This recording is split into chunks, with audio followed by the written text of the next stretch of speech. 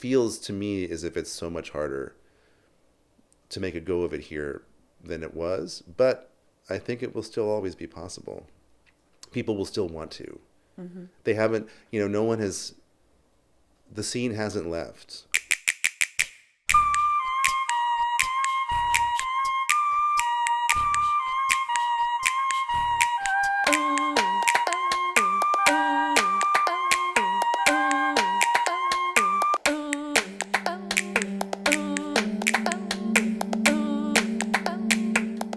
Welcome, friends. I'm Kristen Martin, and this is Torches. Today, we have innovator Brian Rogers. Brian is a theater and film director, video and sound artist, and performing arts curator. He's the co-founder and artistic executive director of the Chocolate Factory Theater in Queens. I'm really excited to have this conversation with Brian. Welcome, Brian. Hi, good to see you. Yay.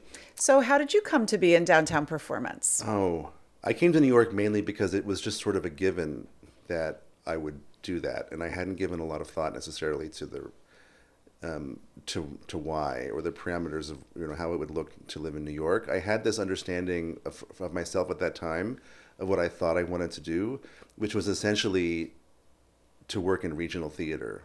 Mm-hmm.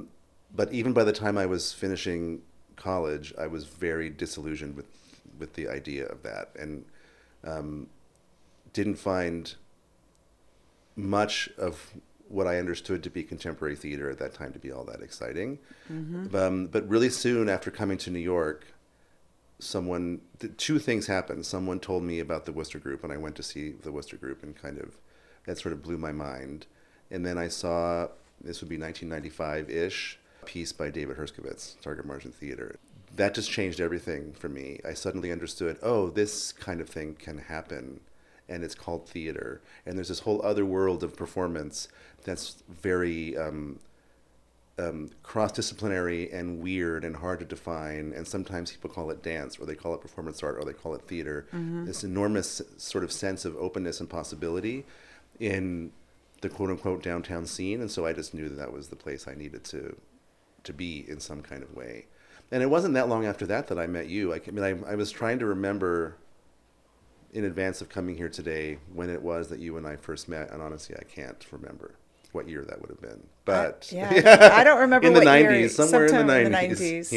Yeah. And so I started going to see shows at here at sometime between 95 and 97. And seeing work of yours, and this entire community of experimentalists. And so I understood sort of instantly that was where I should be. These were my people, and I haven't left. You've said that you find aesthetics, the notion of aesthetics, difficult. Why is that?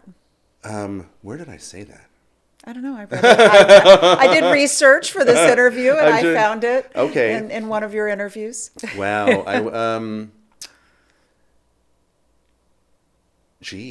I do find aesthetics difficult.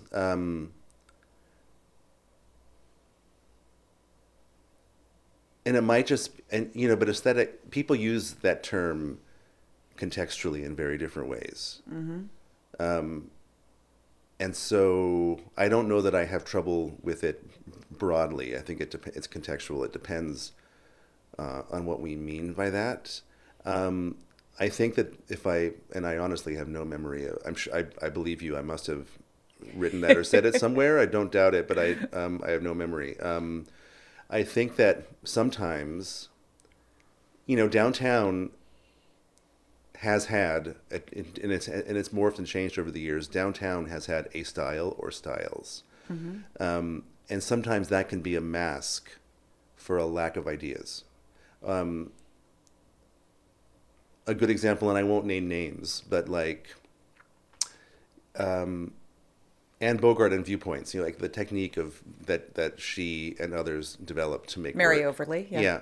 That obviously is very important to the lineage of experimental performance. And she made a lot of work using those techniques that felt like her work. And I don't see it so much now, but there was definitely a period of time where I guess students of hers would use those techniques to make work, and the technique was very much visible and on the surface of the work itself, and that kind of became an aesthetic. Absolutely.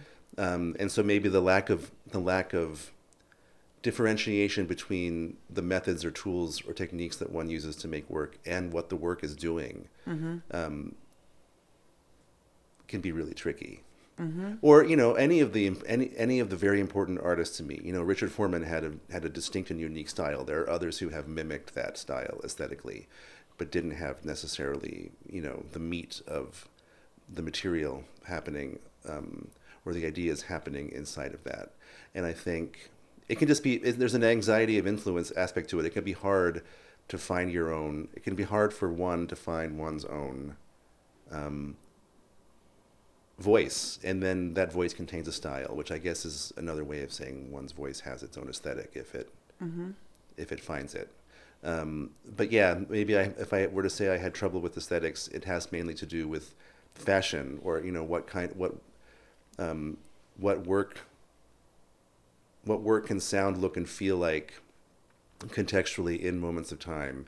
That if you look back and think of all the shows that we may have seen in a given year, in 2002 or whatever, one can identify style like trends, Yes.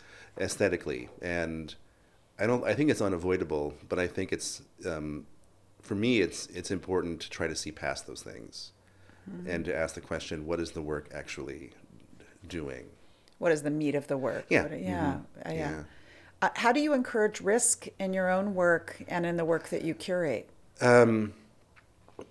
In my own work, it has been largely about, and this has been really challenging from a career sense, as I'm working in mediums that I'm not known in. So, I spent all of these years making performances, a lot of them at a good number of the early ones, especially at here, Art Center, which was incredibly formative for me.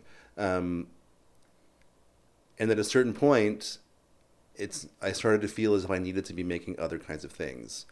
So I've been making music and I've been making films, and now I'm like you. I'm sort of getting into writing, and so I think there's, for me, the risk in that is just to be pushing into areas where I don't feel qualified to be, and I find that both terrifying and exciting. So yeah, if there's one sort of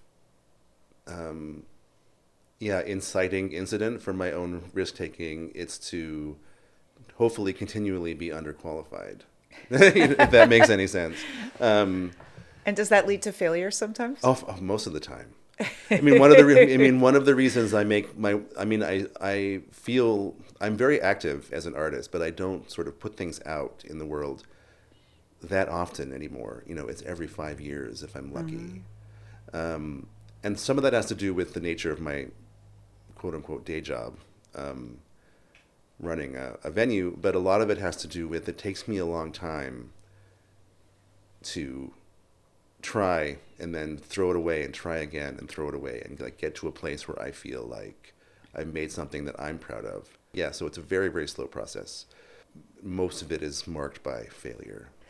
And in terms along the way, and sometimes at the end too. You never know. I can be very proud of something and no one cares, or which is that's the nature of art making. I try not to think about what other people. I do it for myself, and I do it in response to, I guess, an instinct that I have that this is worth sharing with other people. So I'm interested in work being seen, but at a certain point, the only metric I can use is my own for whether I think something is worthy of sharing. And that applies to my curatorial process, such as there is one. The way that I've always, it's just a reality, I guess, and this was true for you and your job. Like, we're making choices about who gets invited through the door and who doesn't get invited through the door. I've always been sort of deeply uncomfortable with that role, but there it is, such is life. But I've made and I don't know, I'd love to hear, well, maybe this is not the forum for it. I'd love to have a conversation with you sometime about how you used to approach those things. I don't really curate ideas or projects. I get interested in a specific person and their artistic practice, and it's entirely based on an instinct that they're pushing against their own comfort zones, or have some notion of how they might push against the edges of what where their form is. And obviously that's a constantly changing reality. There's like a real Overton window of acceptability to what art can be. But it's instinctually about the person. Oh, this artist is trying to push on something. I want to help them to push on that thing. And that's an area where I'm actually in some ways incredibly excited by failure. I'd much rather be supporting a really, really interesting, messy failure in a way than supporting something that we knew was going to be successful and fits all within the box so beautifully and all that stuff. Yeah. And there's a lot of real highly skilled artists who sort of pick a lane, stay in their lane, and make very complex and polished work and the world should have that too, but that's not the thing that I'm excited by. Yeah. I think that's a commonality that we have about that interest in people who are like pushing the limits, who aren't staying inside the safe zone. And at here, we were always looking for work that was thinking differently in this particular artists that were like really thinking and pushing. And, as you know, because you served on the HARP panel a couple of times. That's true. Yeah. We take a project when it's just an idea. Yeah. It's not like someone is submitting a script that's completely developed. And in fact, if it's already developed, we're not interested in supporting it. Yeah. We were always really interested in like banking on the idea and the past work that the artist had made. Those were our criterion. Yeah. Yeah.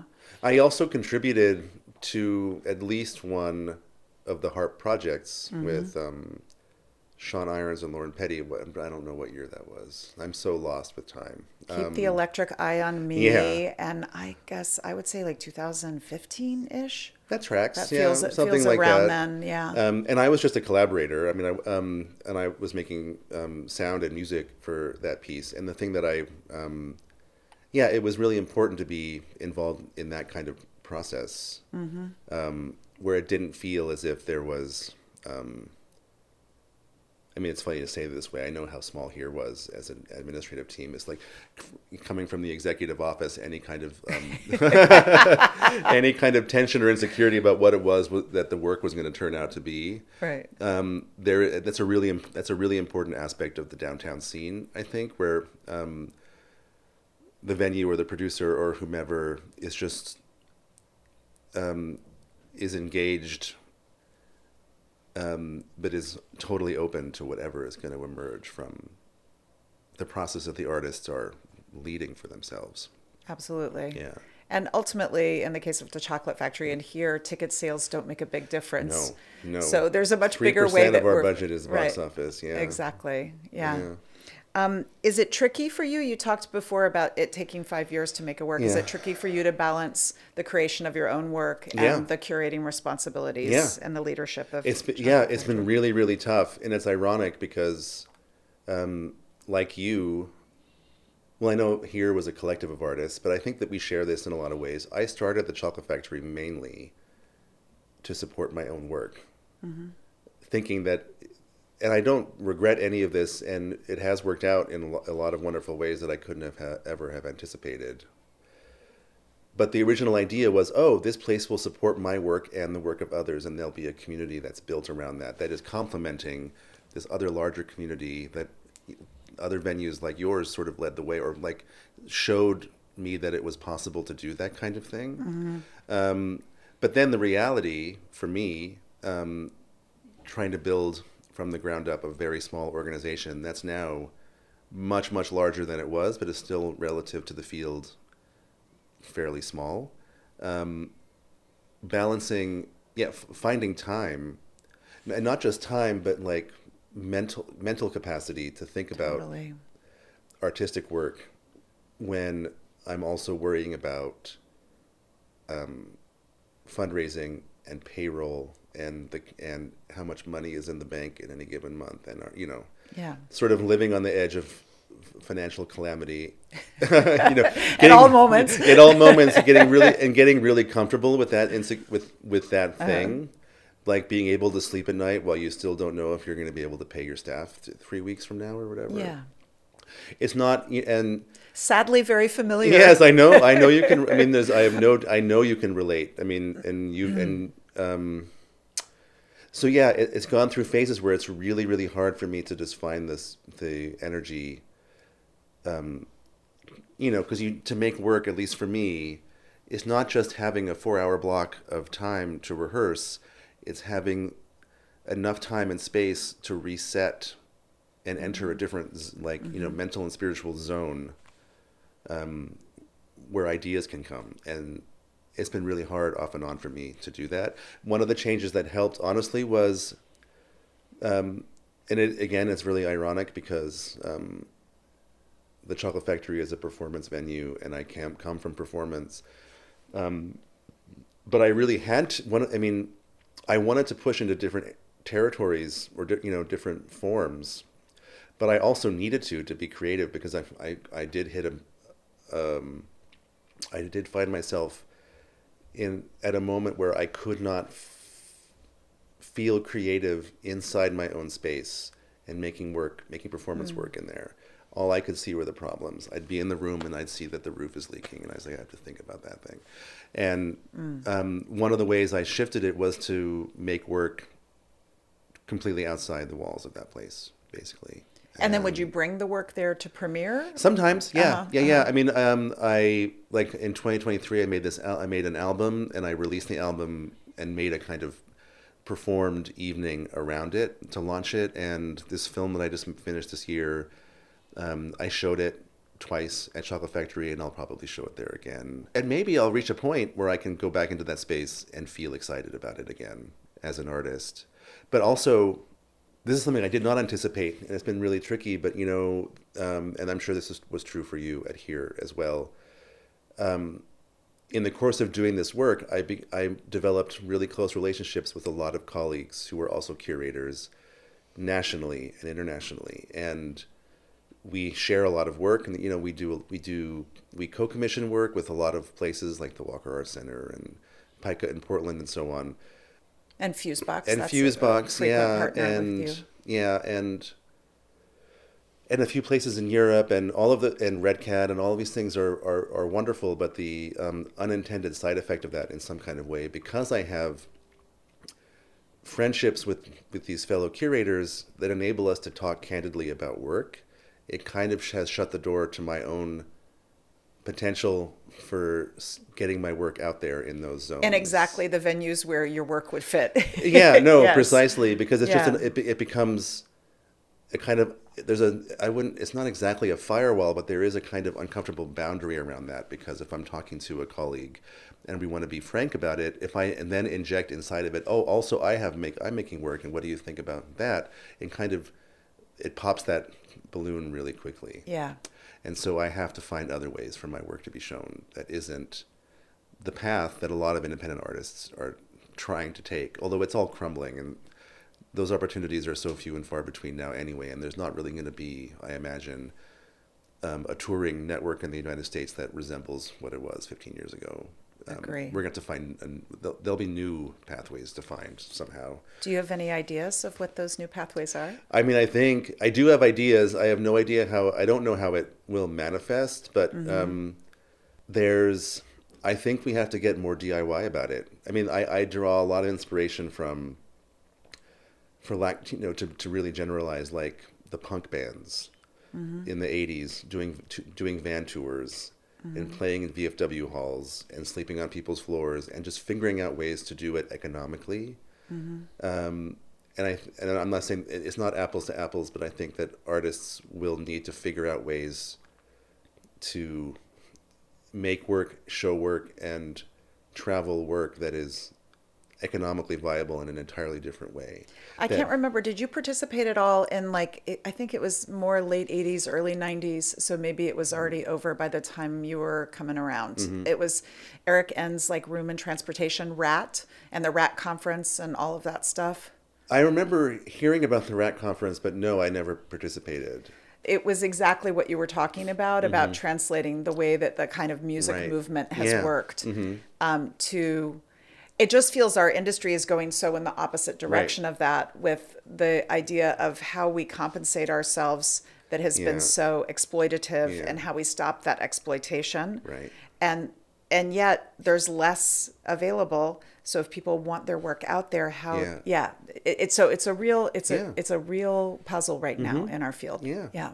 And there's also an irony, and I think this is great personally, but at least in the context of the chocolate factory, when I'm seeing these days, as the cost of everything goes up, and as we're in this moment now where performers and design collaborators and everyone sort of expects to be paid decently for their work, so different than how it was when I started, and I'm sure when you started. Yeah. I mean, New York was a different city then. It was much cheaper to live here. We could work 3 days a week and pay our rent. And so it wasn't, whatever we're getting for the show we're making it here, our center, is not how we're paying our rent, and we're not sweating it. And so it's more about, does the thing itself feel reasonable and fair given the context of our lives? Work could be made for so much less money then. And it's also expensive now. But at the same time, as the resources are shrinking and the costs are higher, I'm seeing artists, especially the artists working sort of in the context of dance or weird performance, you'd think that they would be shrinking to meet the circumstance, and they're not. They're getting more unwieldy and big. They're trying to make bigger pieces with more people in them, which is totally incongruous but kind of exciting, and a point of tension at Chocolate Factory always, because we're sitting at the table with an artist and saying, well, here's the budget, here's what we can do, and they're like, well, I want to have 12 people in my piece. I'm like, well, how are we going to do that? Because the money is the money. And so how did I get to this point? It's just, there's an alternate economy. What the new pathways might be. That was what we were doing. What I see happening with the really younger generation that excites me in some kind of way, and it resembles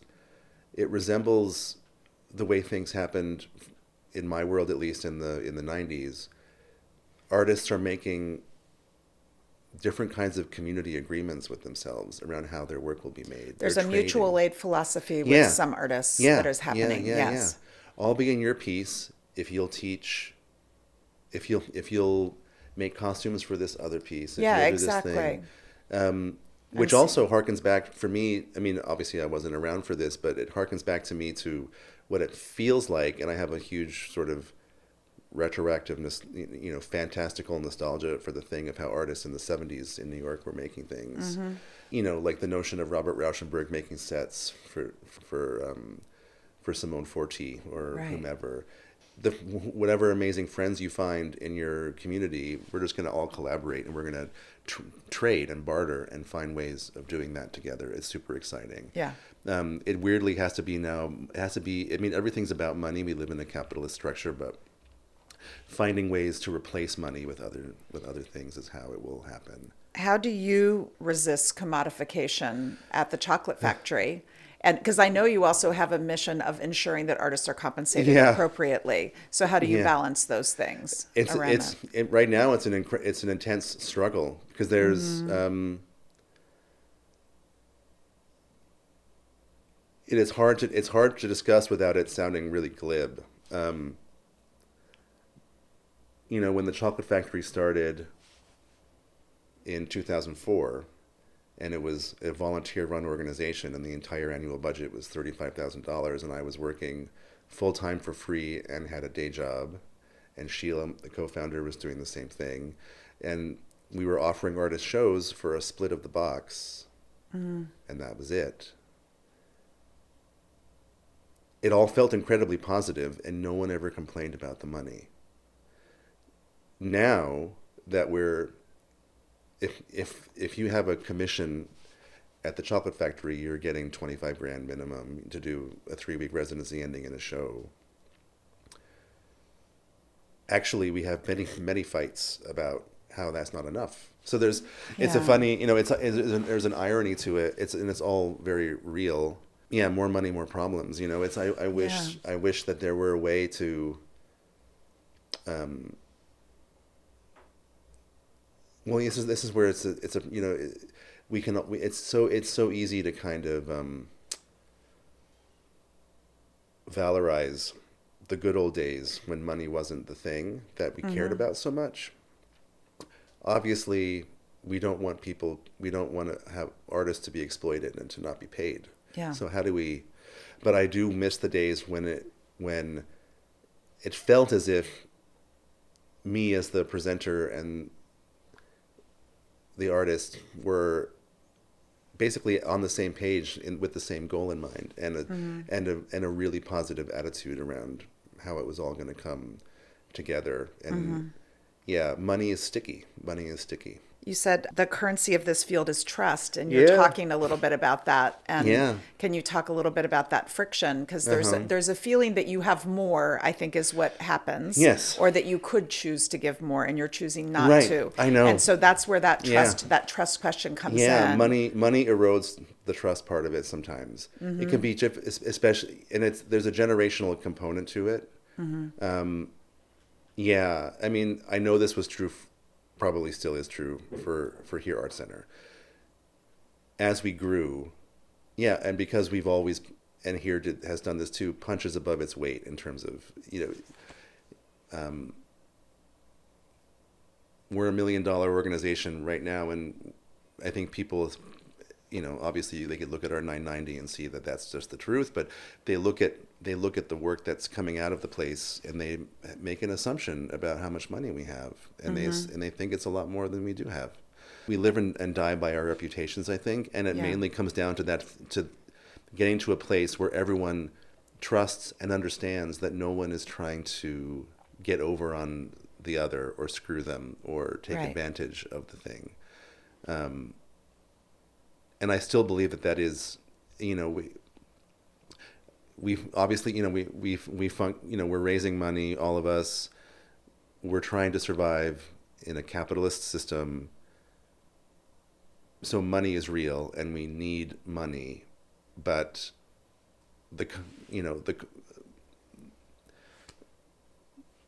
at the end of the day, it really just comes down to how do we make this happen, given the circumstances that we find ourselves in, and we have to trust each other.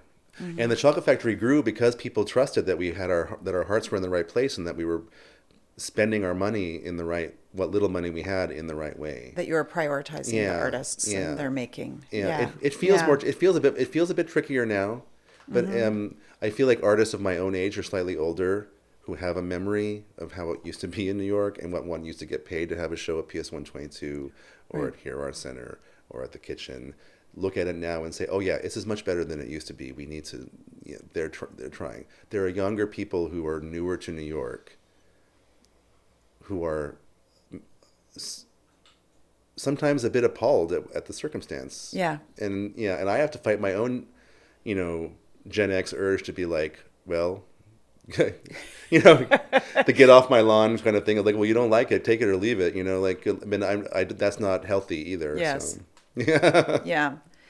You also, you started in theater and then you crossed into all these other disciplines and music and film and dance.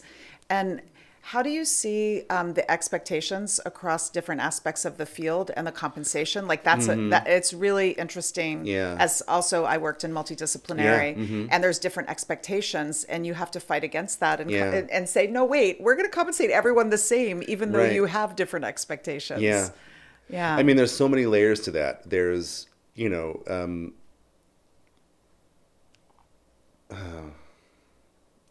to even dive into this.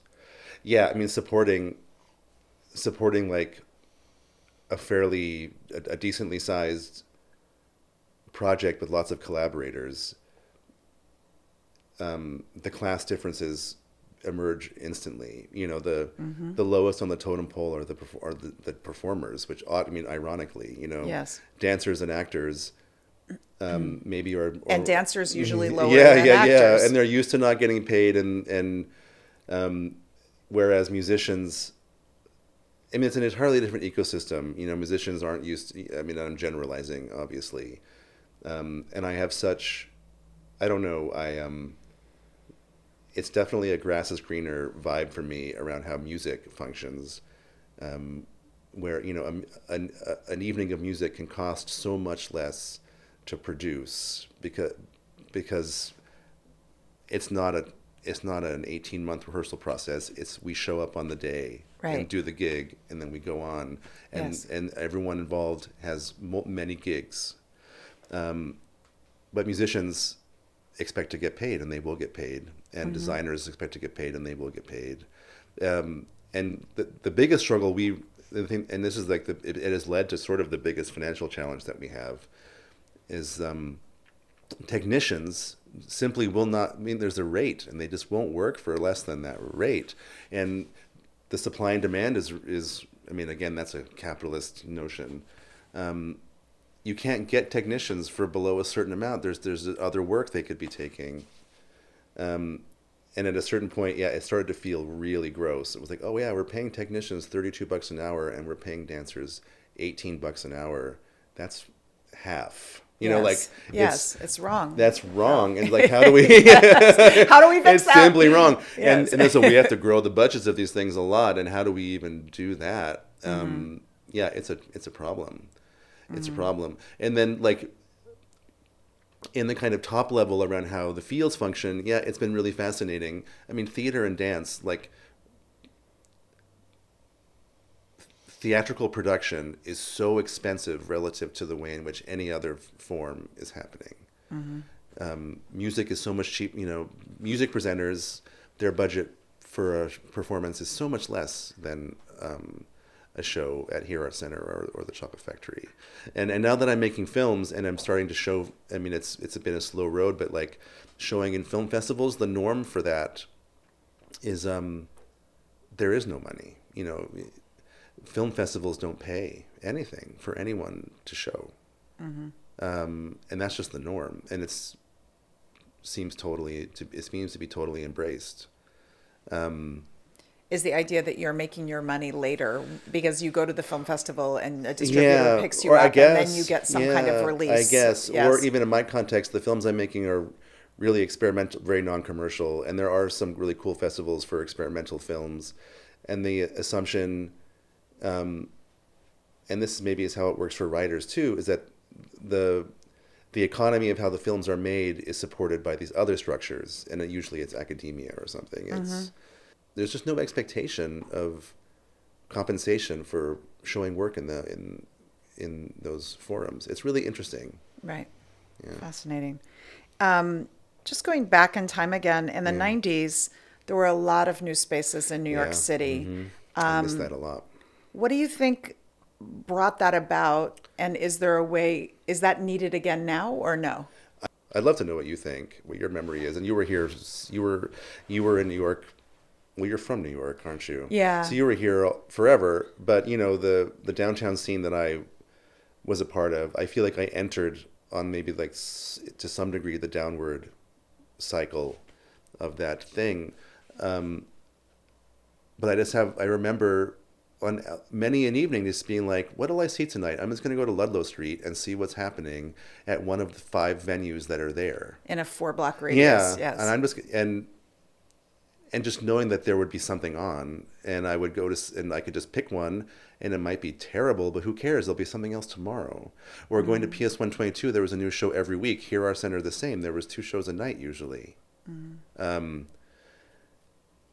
the art and many of those spaces were run by artists, which I think was really, really a really important distinction. And there's so little of that now. Artist-run spaces are in my world of the spaces that I am frequenting, in terms of like the low level, the new DIY feeling artist-run space, there's only one. It's called Pageant. It's in South Williamsburg in Brooklyn. It felt so possible. There'd be all these spaces. often they wouldn't last a long time. One would disappear, another would pop up. It felt really vital. And it provided a lot of opportunity for artists to show things in a less pressured way, I think, because the conditions were always rough. There was little or no money. Box office splits almost across the board. Yeah. But it was just a way to get something up, and then and people would watch it, and it enabled a lot of artists to be showing work a lot more frequently. And that added to the conversation around just like what was developing and what was happening in the downtown scene. There was so much of that. I mean, obviously that was possible because real estate was cheaper. And I think in some ways the Chocolate Factory was maybe like the last one through the door of finding a space. I mean, the reason that we exist now is because we found a space with a long lease and a rent that was really not that high. In an outer borough. You're an example though of like downtown expanding, right? So downtown was in a relatively small geographic area in the 90s of about 15 blocks, with here being maybe the furthest over, and actually Cucaracha was a little south of us, and then stretching all the way over deep into the East Village. Right. So there used to be this kind of, you could just walk down the street like you're saying, and there'd be 30 theaters, 40 theaters to choose from. Yeah. So what I've seen is this expansion into the outer boroughs, which I feel like there's a lot of the spirit of downtown still present in these other venues, but it's less geographically centered now. What do you think about that? The spirit of downtown. Is there such a thing? Do you feel like you see it now? Yeah, I do see it. I mean, it's so much smaller than it used to be. I do feel it. It is much more spread out. What's missing from it is the churn of new opportunities and new spaces. I feel like the situation in New York now is to have a space that lasts more than a year or two. One has to, in some small way, institutionalize and decide, okay, someone's going to just take this on and try to raise enough money for this thing to exist, which is a really different commitment than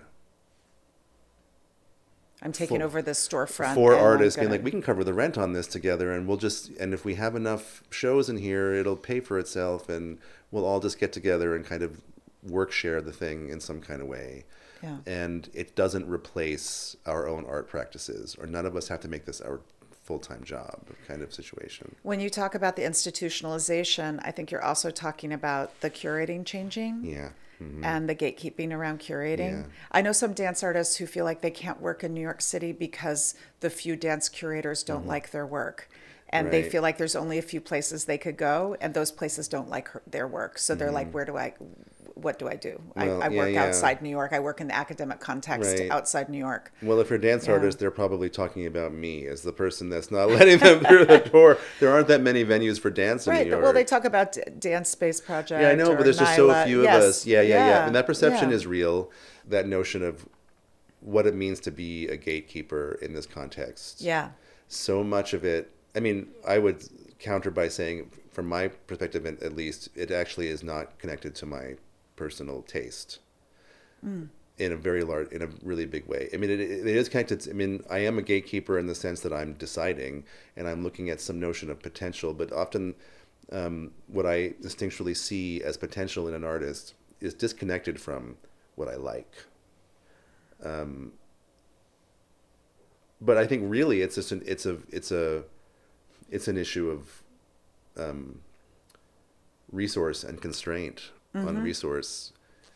None of the venues supporting, within any context, if we're talking about dance, the venues that are managing to still exist can only support a certain amount of work. Right. And more work being created than there's space for. Yeah, and I think I can't speak for anyone else, but I suspect that my colleagues would agree with me that I'd much rather see an ecosystem where I could be supporting 3 times more work than I am, and have that distinction of who is and isn't invited in be more diffuse.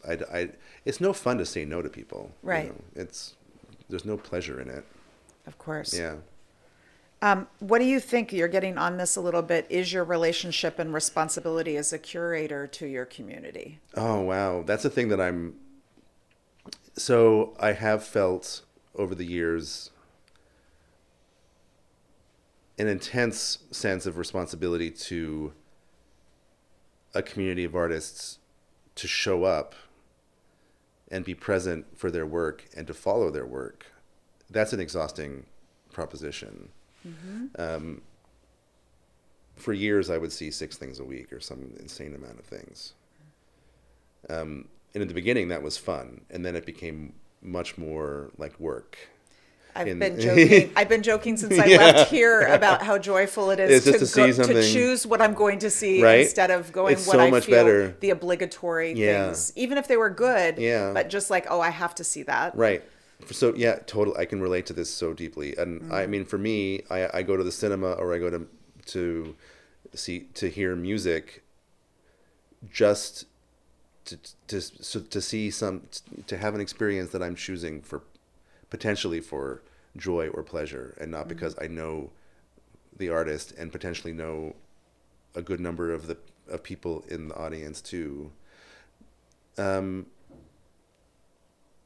I do feel a responsibility to a community to pay attention and to show in some way that I'm responding to my own. I mean, it's always personal, and at the end of the day, I'm making choices that are my choices, but I am trying to demonstrate a sense of responsiveness to the need that I'm seeing in that community by paying attention.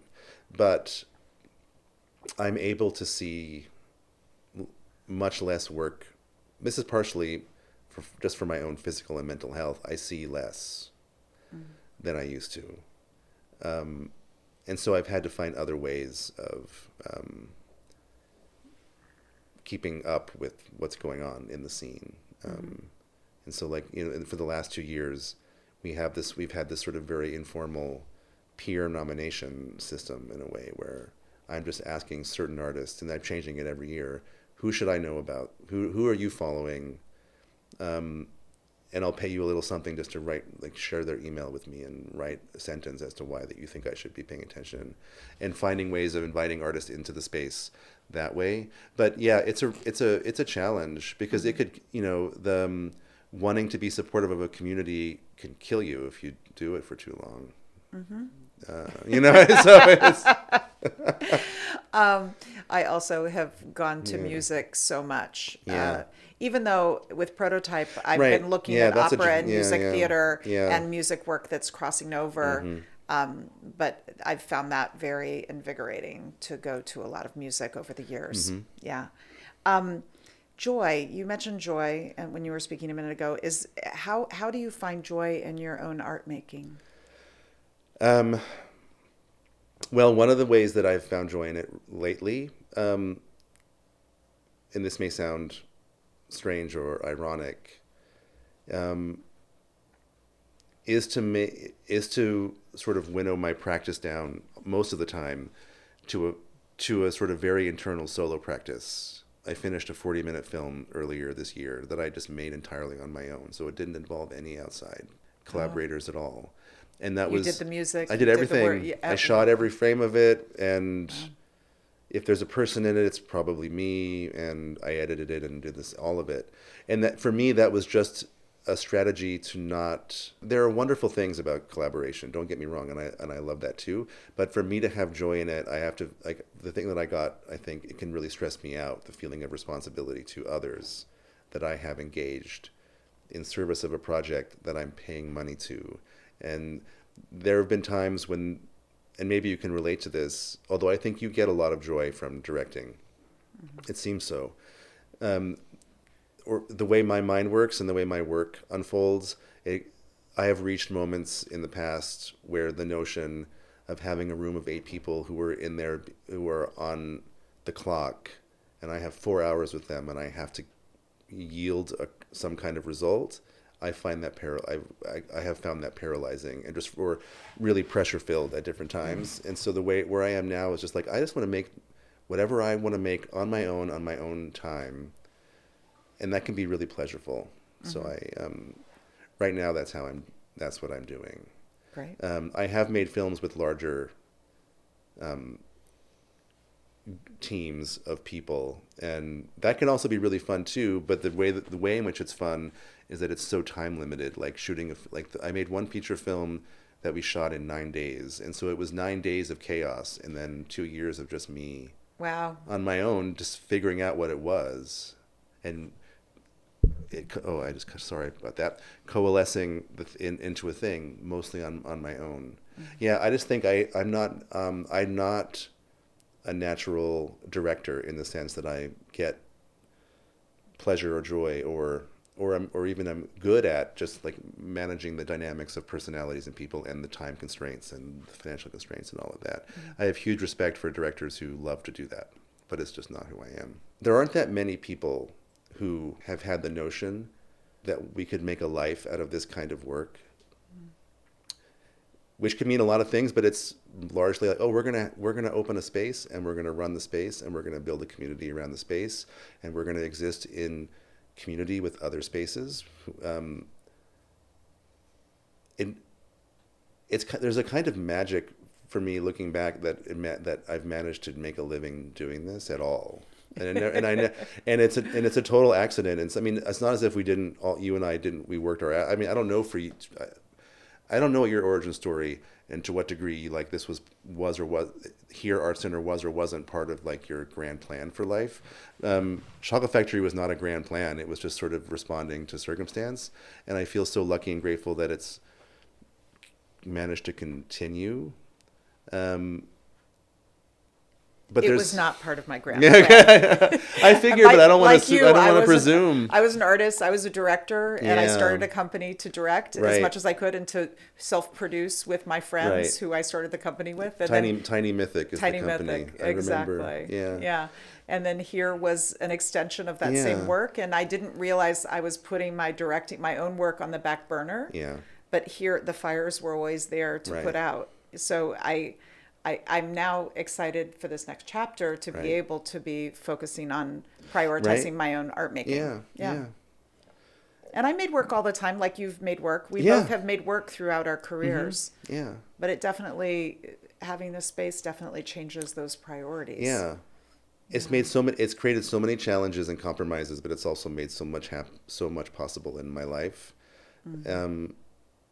I'm not sure what the point of any of this is, other than to say that it's interesting what can happen in life and in art making and the ways in which one can survive in it. And I think you've contributed to making sure that weird work can keep happening. I hope so. In our city, in our expensive city that's valued in different ways. But the Chocolate Factory has a really important role in protecting. Thanks for saying that.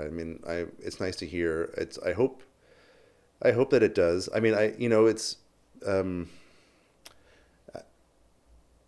for as long as I've been in New York, people have been sort of ringing the death knell for New York as that thing. Oh, the artists are all going to leave. There was so much more happening 10 years ago. This is a continual. As I'm getting older, I do worry about the future of that kind of energy in New York City. But I have to remind myself that we've been saying this to ourselves forever, and that artists will figure out some way. There is still something in the water here that makes people want to find their peers and do crazy shit that I just haven't witnessed in any other place. Probably on the planet, but definitely not in this country. New York still has something that's special. It's just, it's so much harder now than who knows? It feels to me as if it's so much harder to make a go of it here than it was, but I think it will still always be possible. People will still want to. Mm-hmm. They haven't, no one has, the scene hasn't left or popped up with the same concentration and energy in any other place that I have found. And I've been looking. I'm sure you have too. Mm-hmm. Thank you, Brian. It's a pleasure. It's a great conversation. Totally a pleasure. Yeah, totally a pleasure. I hope so. Yeah. Hope it's useful.